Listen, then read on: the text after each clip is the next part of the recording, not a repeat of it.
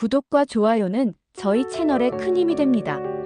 법원 복도에는 서류 냄새와 발소리가 얇게 흩어져 있었다. 철아는 손끝으로 서류를 쥔 채 고개를 숙였다. 종이 끝이 손가락에 닿을 때마다 미세하게 떨렸다. 민주는 맞은편에 앉아 있었지만 시선은 어디에도 머물지 않았다. 숨이 막히는 정적 속에서 판사의 목소리가 들려왔다.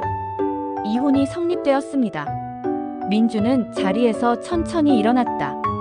그의 뒷모습이 복도 끝으로 사라질 때 철아는 작게 중얼거렸다. 미안해, 정말 미안해. 부엌 창문으로 햇살이 스며들고 주전자에서 김이 피어올랐다. 민주는 배를 어루만지며 식탁 위 밥그릇을 정리했다. 오늘은 늦지 말아요. 검사 결과 알려준다잖아요. 철안이 웃으며 말했다. 오늘은 약속 지킬게. 이제 곧 아빠가 되는데 일만 할 순 없잖아. 민주가 그 말을 들으며 부드럽게 웃었다. 우리 딸이 당신 닮으면 고집 세질 텐데. 그래도 당신처럼 웃으면 괜찮지. 식탁 위로 햇살이 번졌고 그 순간만큼은 세상에 아무 그림자도 없었다. 탁상 위엔 식지 않은 커피와 서류가 어지럽게 쌓여 있었다. 철아는 피곤한 눈으로 사건 기록을 넘겼다. 동료 형사가 물었다. 딸이라며? 이름은 정했어요? 응, 아름. 세상에서 제일 예쁜 이름이지. 그는 웃었지만 눈가에는 피로가 묻어 있었다.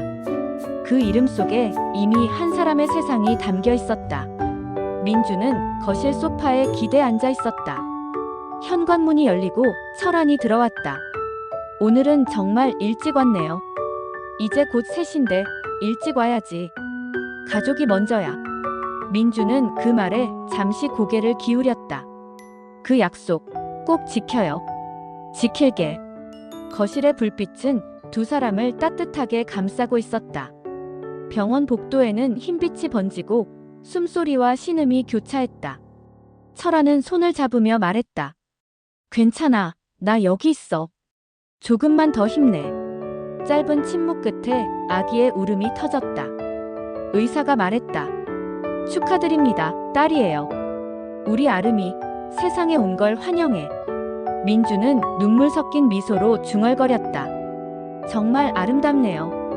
그 말 한마디에 모든 고통이 사라진 듯 했다. 햇살이 모래 위를 반짝였다. 민주는 도시락을 꺼내며 말했다. 이렇게 바람 좋은 날은 오랜만이네요. 오늘은 형사 아닌 아빠야. 철안의 말에 민주가 웃었다. 그때 전화벨이 울렸다. 잠깐만, 네, 강력 3팀 홍철안입니다. 민주는 화장실로 향했고 철안은 짧은 통화를 마쳤다. 고개를 들었을 때 아이의 모습이 보이지 않았다. 모래 위에는 작은 발자국만 남아있었다. 철안은 바다 쪽으로 뛰었다. 아름아, 홍아름.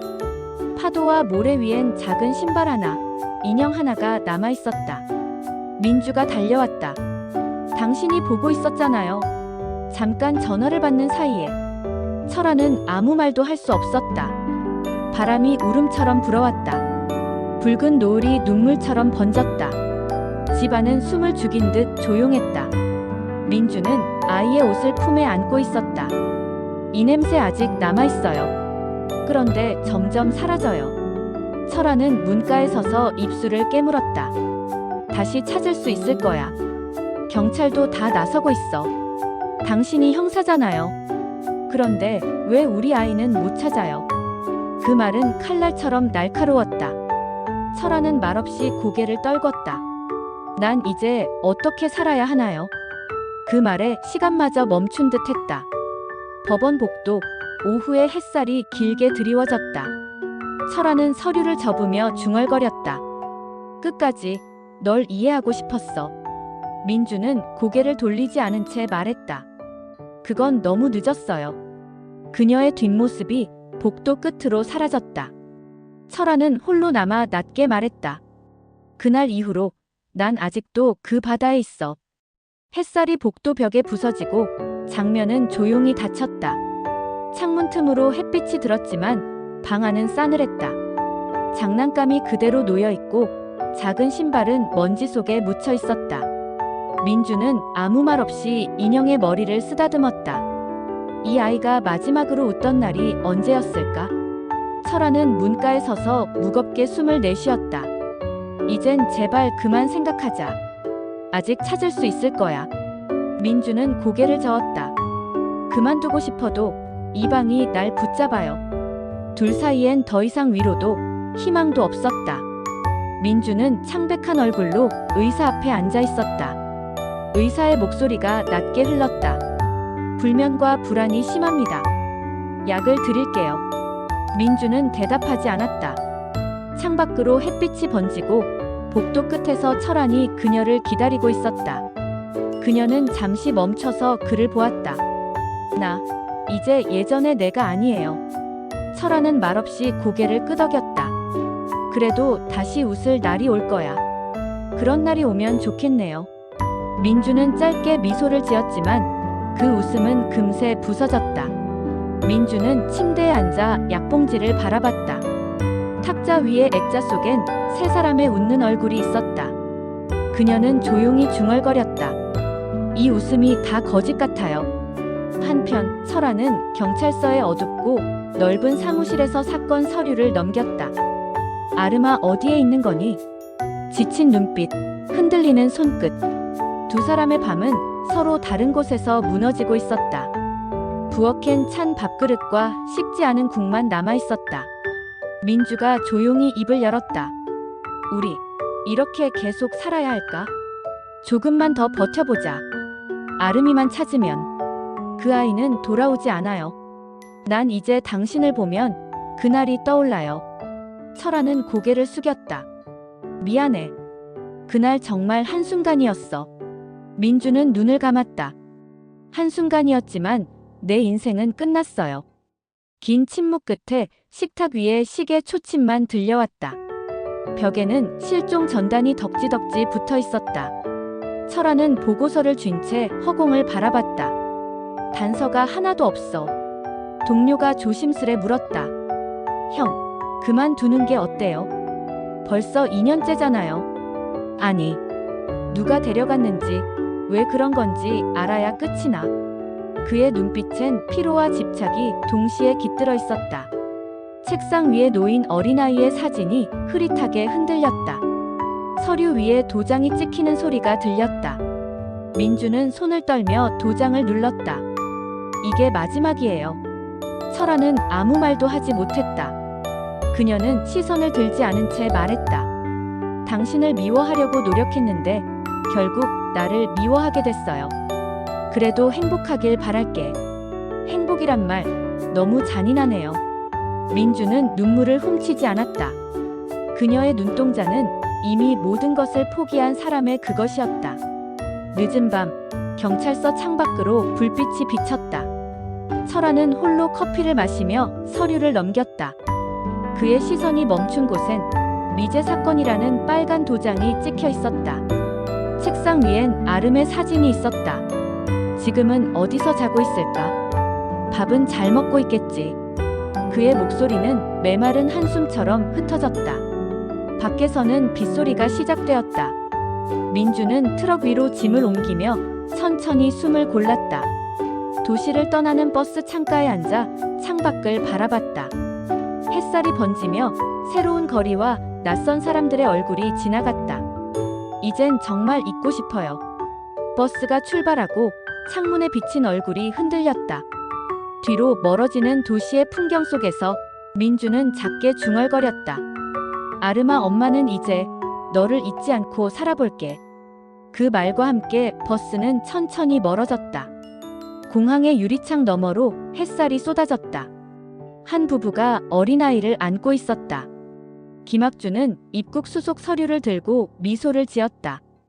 이제 우리 가족이 완성됐네요. 이희영이 고개를 끄덕였다. 이 아이 이름은 김은혜로 할까요? 은혜. 좋아요. 은혜로 얻은 선물이니까. 그들은 아이의 손을 꼭 잡았다. 아름은 아무것도 모른 채 천진하게 웃었다. 그 웃음이 곧 이별의 시작이 될 줄 아무도 몰랐다. 외국의 작은 아파트 창문에 노을이 번졌다. 이희영은 식탁 위 작은 생일 케이크에 초를 꽂았다. 은혜야, 5살 생일 축하해. 은혜가 손뼉을 치며 웃었다. 엄마, 아빠 사랑해요. 김학주는 그 말을 듣고 잠시 시선을 피했다. 그는 속으로 중얼거렸다. 이 행복이 영원하길 제발. 그러나 눈동자엔 설명할 수 없는 불안이 스쳤다. 운동장엔 낯선 언어와 아이들의 웃음소리가 가득했다.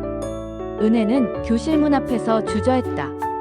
엄마, 친구들이 내 이름 발음이 어렵대요. 이희영은 미소를 지으며 머리를 쓰다듬었다. 괜찮아, 은혜야. 내 이름엔 사랑이 담겨 있어. 그 말에 아이는 조금 웃었다. 교실 문이 닫히고 창가에 비친 어린 얼굴이 조금씩 외로움을 배워가고 있었다. 시간이 흘러 은혜는 고등학생이 되었다. 하얀 교복을 입은 소녀는 창밖을 바라보며 물었다. 엄마, 나는 왜 나랑 닮은 사람이 하나도 없을까? 이희영은 놀란 듯 웃었다. 무슨 말이야? 우리 가족이잖아. 그건 알아요. 근데 가끔은 내가 다른 세상에서 온 것 같아요. 그 말에 김학주는 신문을 접으며 조용히 말했다. 그런 생각하지 마. 넌 우리 딸이야. 은혜는 대답 대신 고개를 숙였다. 창밖에는 바람이 불고 한 장의 낡은 사진이 책상 아래로 떨어졌다. 그 사진엔 한국 바다와 모래사장이 희미하게 담겨 있었다. 저녁 식탁 위에 조용한 긴장감이 감돌았다.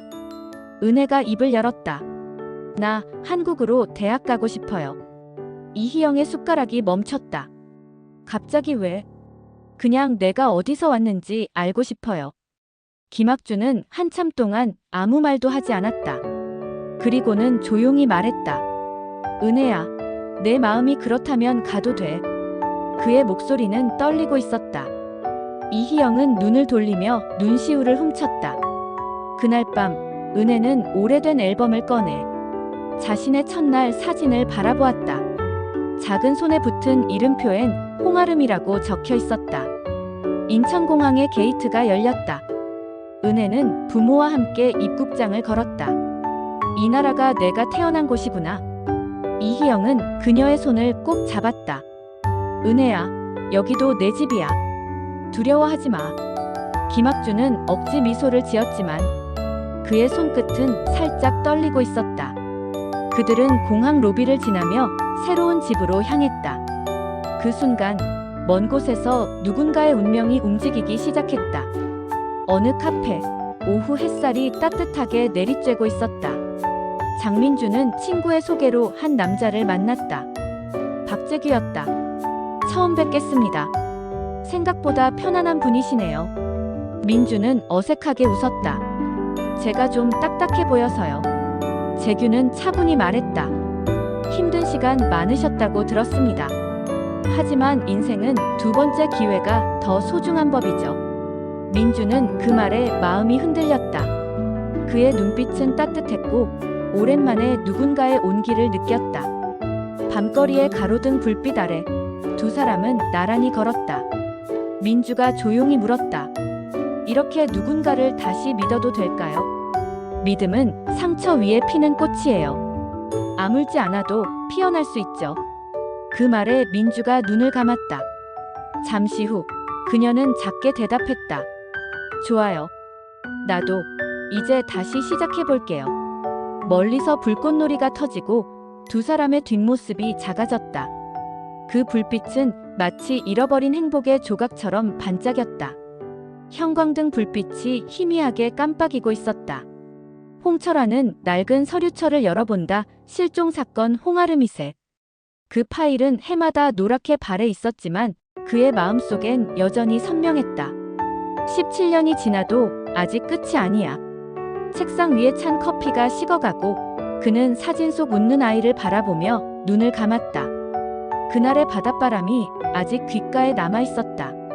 경찰청 유전자 등록센터. 김은혜는 부모와 함께 앉아있었다. 직원이 설명했다. 혹시 친부모를 찾고 싶으신가요? 김학주가 고개를 끄덕였다. 네, 아이가 태어난 나라의 기록을 남기고 싶습니다. 이희영은 딸의 손을 잡으며 말했다. 부모를 찾는 게 아니라 너 자신을 찾는 거야.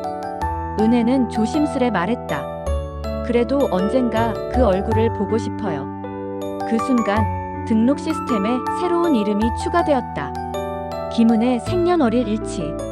그리고 멀리 떨어진 형사 한 사람의 모니터가 깜빡였다. 철안의 전화가 울렸다. 17년 전 실종 아동. DNA 일치자 발견. 순간 그의 손에서 펜이 떨어졌다. 숨이 막힐 듯한 침묵. 그는 자리에서 천천히 일어나 손으로 얼굴을 감쌌다. 아름이 살아있었구나. 그의 눈가에 눈물이 번졌다. 오랜 세월 단 한 번도 꺼지지 않았던 죄책감이 이제는 다른 빛으로 흔들리고 있었다. 그는 조용히 말했다. 은혜, 내 이름이 이제 보이네. 문이 열리고 한 부부와 한 소녀가 들어왔다. 철아는 자리에서 일어나 그들을 바라봤다. 은혜의 얼굴을 보는 순간 숨이 멎었다. 그의 입술이 떨렸다. 아름아. 은혜는 낯선 이름에 놀라 눈을 깜빡였다. 김학주가 조심스럽게 물었다. 이 아이가 당신의 딸입니까? 철아는 고개를 끄덕이며 눈물을 삼켰다. 네, 제 딸입니다. 은혜는 두 사람을 번갈아 보았다. 아빠라고 불러도 돼요? 그 말에 철안의 무릎이 힘없이 꺾였다. 그는 손으로 얼굴을 감싸며 오열했다. 미안하다, 아름아. 아빠가 늦었구나. 상담실의 공기가 흔들리고 누군가는 울었고 누군가는 조용히 눈을 감았다. 며칠 후 철아는 입양 기록을 다시 뒤졌다. 기록 말미에 흐릿한 글자가 눈에 들어왔다. 중개자 P. D. 박D. 그는 잠시 고개를 갸웃했다. 담당 기관의 자료는 모두 폐기되어 있었고 통장 거래 내역은 사고로 지워져 있었다. 이게 누구지? 철아는 다이어리에 작은 메모를 남겼다. P. D. 불법 중개 가능성. 그의 시선이 창밖 어둠에 닿았다. 이번엔 반드시 밝혀내고 말겠어. 넓은 정원에서 웃음소리가 들렸다. 민주는 커피잔을 내려놓으며 말했다. 당신과 함께 있으니까 마음이 편해요. 재규가 미소를 지었다. 그럼 됐어요. 이제 지난 일은 잊어요. 민주는 잠시 눈을 감았다. 하지만 그 아이 꿈을 가끔 꿔요. 재규는 순간 손을 멈췄지만 곧 아무 일 없다는 듯 잔을 들어올렸다. 그건 마음이 아직 따뜻해서 그래요. 그의 얼굴엔 짙은 그림자가 드리워져 있었다. 늦은 밤, 철아는 차 안에서 새로운 자료를 훑었다. 불법 입양 조직적인 거래였군. 그는 무전기를 들고 중얼거렸다. 이번엔 끝을 본다.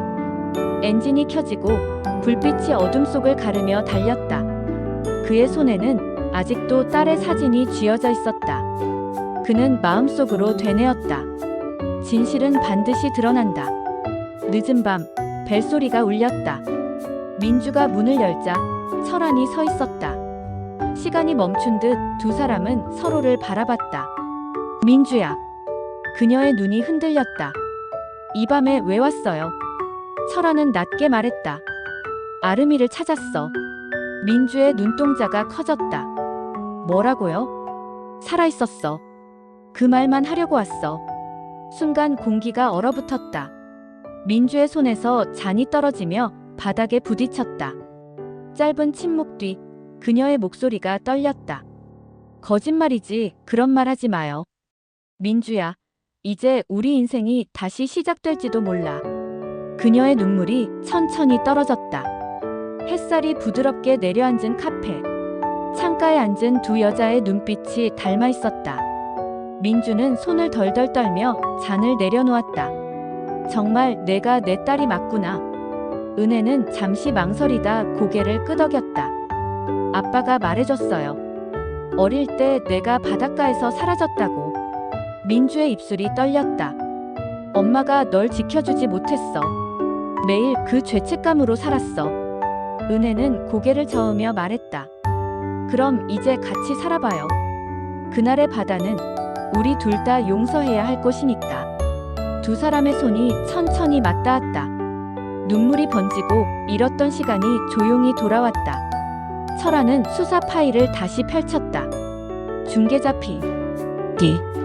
그 아래 새로 확보된 계좌번호가 연결돼 있었다. 그는 동료에게 말했다. 계좌 추적해. 돈의 흐름 끝에 누가 있는지 알아야 해. 잠시 후 보고서가 도착했다. P. D. 박동규 55세 사업가 박재규의 동생. 철안의 시선이 흔들렸다. 박재규 장민주의 남편. 그는 숨을 내쉬었다. 이제야 퍼즐이 맞는군. 차가운 결심이 그의 얼굴에 내려앉았다. 이번엔 절대 놓치지 않겠다. 골목 끝 회색 승용차가 멈췄다. 철아는 문을 열고 천천히 걸어갔다. 박동규가 놀란 얼굴로 돌아섰다. 누굽니까? 홍철안 형사입니다. 불법 입양 알선 및 아동 유괴 혐의로 체포합니다. 수갑이 채워지는 순간 박동규의 얼굴이 일그러졌다. 난 단지 돈이 필요했을 뿐이야. 그 돈 때문에 한 가족이 무너졌어. 철안의 목소리가 낮게 갈라졌다. 그리고 그 대가를 이제 받아야겠지. 뉴스 속보가 TV에서 흘러나왔다. 불법 입양 브로커 박동규 체포. 재규의 얼굴이 창백해졌다. 민주는 입을 막았다. 그 사람이 당신 동생이었어요? 재규는 고개를 숙였다. 몰랐어요. 동생과 연락 끊은 지 오래라서. 민주의 눈물이 흘렀다. 그럼 내 아이를 그 사람이. 민주 씨, 제발 오해하지 말아요. 나도 지금 처음 안 거예요. 하지만 그녀는 대답하지 않았다. 그녀의 시선은 공허했고 오직 진실만이 방안을 무겁게 메우고 있었다. 재규가 경찰서로 불려왔다. 철아는 침착하게 말했다. 당신 동생이 유괴에 연루됐습니다. 하지만 당신이 개입한 정황은 없습니다. 재규가 고개를 숙였다. 동생이 그런 짓을 믿기지 않네요. 세상에 믿을 수 없는 일은 많죠.